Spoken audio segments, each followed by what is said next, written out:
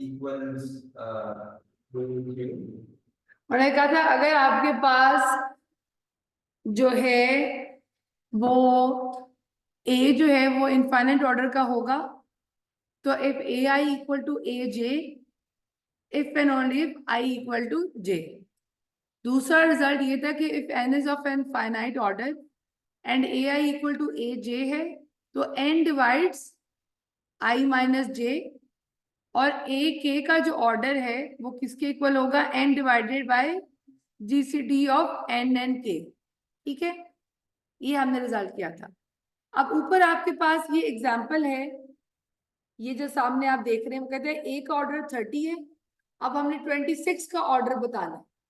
तो 26 का ये जो सामने ऑर्डर बता रहे हैं, उसकी बजाय हम क्या करते हैं कि वो रिजल्ट लगा लेते हैं जो हमारे पास था। कैसे निकलेगा 26 का ऑर्डर?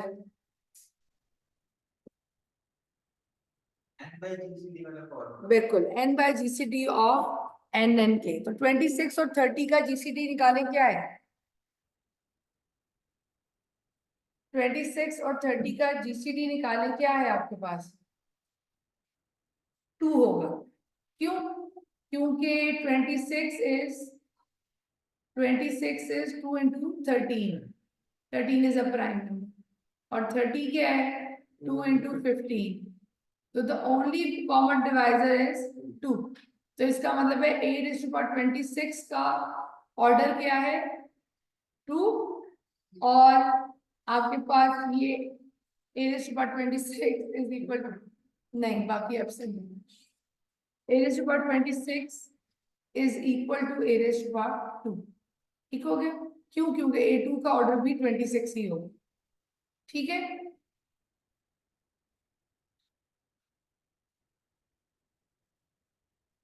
अच्छा जी, हाँ जी आए। अच्छा, पिछले पिछले एक थ्योरम में एक चीज कंफ्यूज कर रही थी आप लोगों को, वो कंफ्यूजन खत्म हुई कि नहीं? मैंने कहा था घर से पढ़ के आना। कौन सी कंफ्यूजन थी वो थी कंफ्यूजन ये वाली कि मिस ये क्यों नहीं हो सकता। हमने क्यों कह दिया i is the positive integer less than n by t, तो ये चीज नहीं हो सकती। ये चीज इसलिए नहीं हो सकती क्योंकि अगर आप कहते हैं a d raise to power i is less than, is not equal to e, अगर ये e के इक्वल हो जाता है तो इसका क्या मतलब है, a raise to power i raise to power d is equal to e। तो a का ऑर्डर क्या हो गया, a का ऑर्डर लेस देन n हो गया, विच इज नॉट पॉसिबल। ठीक है, क्यों नहीं हो सकता दोबारा देखते हैं। ए का ऑर्डर है n, ठीक है, ए का ऑर्डर n है, और आपके पास अगर हम कहते हैं i एक ऐसा इंटीजर है जो a d को का e बना देता है, ऑर्डर i है इसका, अगर हम कहते हैं कि a d का ऑर्डर i है, ठीक, और i हमें पता है less than n by d है। इसका मतलब क्या है कि a raise to power d को जो मैं i लेती हूँ तो मेरे पास e आ जाता है। ठीक है, और a raise to power i d जो है वो मेरे पास e बन जाता है। ठीक है, इसका मतलब क्या है कि a raise to power i का ऑर्डर क्या है d। ठीक, लेकिन i जो था वो तो less than n by d था, तो यहाँ पे negation of definition of order of a आ जाती। ठीक है, क्यों? क्योंकि आई या तो less than n by d है या i equal to n by d. ठीक है, अगर i less than n by d है, तो अगर i less than n by d है तो फिर a n is not equal to identity. क्यों? क्योंकि आई हमें एक ऐसा एलिमेंट मिल गया है जो इससे छोटा है, ठीक है, जो इससे छोटा है। एन हमारे पास d is less than n by d, लाजमी।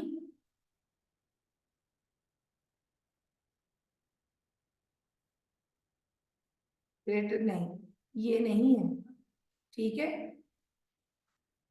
ये आई जो है वो एन बाई डी से छोटा इसलिए नहीं हो सकता क्योंकि वो अगर एन बाई डी से छोटा होगा तो ए का ऑर्डर एन नहीं रहेगा, ए का order i n by d से भी छोटा होगा, ठीक है। तो इसलिए आपके पास ये चीज ट्रू नहीं होती, ठीक। क्यों? क्योंकि फिर वो आपकी डेफिनेशन ऑफ ऑर्डर ऑफ ए गलत हो जाती है, क्योंकि डेफिनेशन ऑफ ऑर्डर ऑफ ए आपको कहता है लीस्ट नंबर। फिर अगर हम आई अज्यूम कर लेते हैं तो फिर एन लीस्ट नंबर नहीं रहता, फिर आई लीस्ट नंबर बनता, ठीक है। अच्छा, आगे चलते हैं। ये जरूरी था बताना क्योंकि लास्ट टाइम भी तुम लोगों की शक्लों पे लिखा होता नहीं समझ आए। अब आपके पास अगला थ्योरम है, क्रॉलरी है, order of an element in finite cyclic group. In a finite cyclic group the order of an element divide the order of the group. ये मैंने आपको बताया था, ठीक है। In a finite cyclic group order of an element divide the order of the group. आगे, criteria for order of a i equal to a j and order of a i equal to order of ए जे। मतलब कि cyclic group generated by a I, cyclic group generated by AI and cyclic group generated by AG are equal, और इनका order भी equal होगा, ये चीज आपने show कर दी।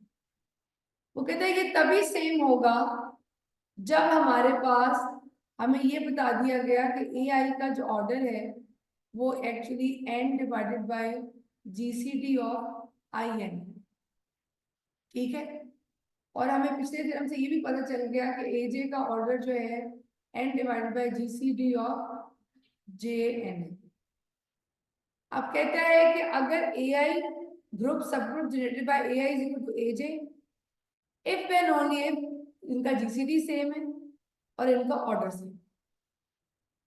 और ये कब होगा? अगर GCD of NI is equal to GCD of NJ। दोनों केसेस में हमने ये चीज शो करनी है कि GCD of NI is equal to GCD of NJ। अगर हम ये शो कर देते हैं तो हमारे पास AI ऑर्डर सब group generated by AI is equal to सब group generated by AJ and order of AI is equal to order of AJ।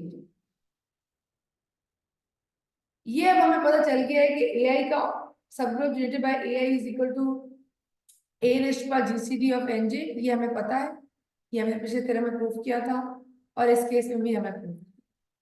अब हमने शो ये करना है, ये शो करना रह गया है कि ये चीज इक्वल है इफ एंड ओनली और GCD of NI equal to GCD NJ, ठीक है। वो कहता है कि ये इम्प्लाई करता ही है। क्यों? क्यों इम्प्लाई करता है? अगर दोनों GCD सेम होंगे तो जाहिर बात है ए की पावर वाला सब ग्रुप और जे की पावर वाला सब ग्रुप सेम होगा। अगर हम कहते हैं कि ये दोनों इक्वल टू के हैं, अगर हम कहते हैं ये दोनों इक्वल टू के हैं, दिस इज इक्वल टू के, तो इसका यहां से मतलब क्या है? ए के इक्वल टू ए के। इसमें तो टेंशन की कोई बात ही नहीं, ये हमारी ये साइड मूव होगी। और हमें ये भी पता है कि अगर a raise to power k is equal to a raise to power k, तो इसका मतलब है इनका ऑर्डर भी सेम है। ये चीज वो यहाँ प्रूव कर रहा है, ठीक है। और कंक्लूजन क्या निकली पिछले थ्योरम के मुताबिक? कि ये दोनों चीजें इक्वल है। तो इसका मतलब क्या है कि n i equal to n j. इसने दोनों साइड प्रूव कर दी। क्या साइड प्रूव की है?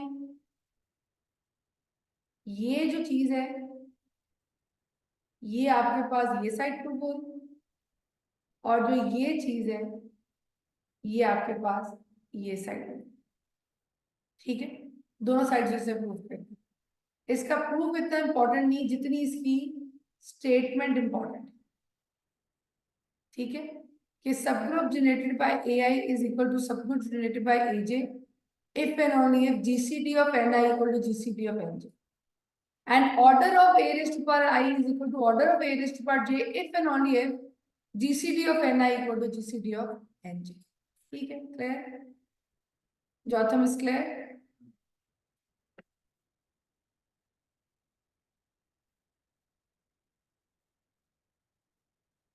अब इसी से आगे आपके पास बहुत ही इंपॉर्टेंट थ्योरम है, generators of finite cyclic. Generator finite cyclic भी मैंने आपको बता दिया था, क्या बताया था? आपको बताया generator off finite cyclic group होंगे जिनका जीसीडी एन से इक्वल टू 1 हो। जब हमने जी एन किया था, मैंने आपको कहा था जी एन के सारे वो जनरेटर होंगे जिनका एन के साथ जीसीडी 1 हो। तो यहाँ वो कह रहा है कि अगर ऑर्डर ऑफ ए एन है, then a i equal to a j होगा, सब group generated by a is equal to सब group generated by a j if and only if n और जे का जीसीडी 1 हो, ठीक है। और ऑर्डर भी इनका सेम होगा तब कब, जब एन और जे सेम। ले ले क्या होगा? अच्छा, ठीक है, ये वही बात है कि ऑल इंटीजर्स के zn is the generator of zn if and only if n और k equal to 1। ये हमने पिछली क्लास में कर लिया था जब हमने z10 और u10 देखा, ठीक है, क्लियर है? यहाँ पे कुछ चीज समझ ना आ रही है? Is it clear?